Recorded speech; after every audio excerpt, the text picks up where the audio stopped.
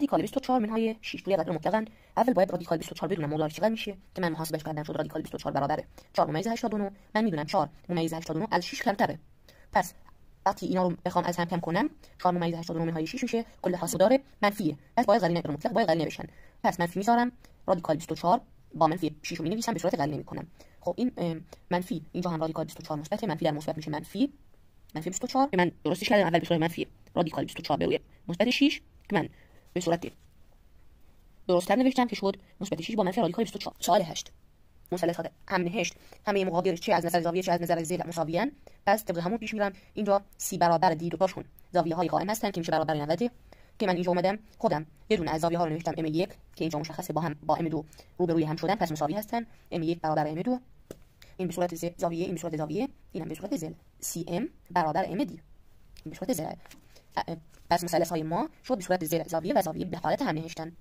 پس ثابت میکنم که AC برابر BD است. یعنی فاصله خونه ها الجاده مساوی 27 به توان منفی 11 ضرب در 3 به توان 5. اول من میدونم 27 برابر میشه 3 تا میشه 9 تا 9 تا میشه 27 تا. پس 3 به توان 3 میشه 27. نوشتم 3 به توان 3 منفی 11 رو هم میذارم توانش 3 در 11 میشه منفی 33. یکی مثبت یکی منفی در مثبت میشه منفی 3 در 11 میشه 33 ضرب در این 3 به توان 5 رو هم می‌نویسم. یه دونه از 3 ها رو می‌نویسیم یه دونه از عدد ها رو می‌نویسم یعنی 3 رو می‌نویسم توان ها از هم کم میشن چون اینجا مثبت و اینجا منفیه. پس منفی 33 بذار منفی 33 با مثبت 5 از هم کم میشه منفی 28.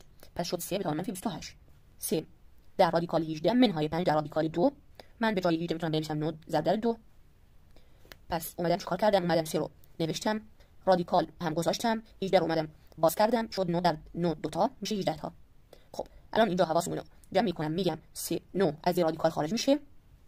پس میشه این مقدار رادیکال 9 میشه 3 یعنی 3 ضرب در 3 در رادیکال 2 مقدارش میشه 3 تا میشه 9 در رادیکال 2 9 در رادیکال 2 منهای 5 در رادیکال 2 یکی از رادیکال های 2 رو می‌نویسم 9 منهای 5 میشه 4. قطر ویروس آ برابر 1 و 1 ممیز 52 سلول در منفی 6 هر چقدر توان منفی تر بود اون عدد کوچکتره. یعنی چی؟ یعنی الان در بین منفی 5 و منفی 6 این عدد ریزتره. خب نگاه میکنم گفته کدوم ویروس قطر کوچکتری دارد. این میشه این 3 اینم 2 این کلا 2 در 10 به توان منفی 5 عدد بزرگتری نسبت به 10 به توان منفی 6. هر چقدر من به سمت منفی ها برم عددم کوچکتر میشه. هر چقدر توان من از نظر منفی بزرگتر باشه منظورم چیه؟ الان منظورم در بین منفی 5 و 10 به توان منفی 6 این کوچکتره. خب یک ممیز 52 مسلما از 3 کوچکتره. پس این ویروس یعنی ویروس آ نسبت به قطر کمتری دارد.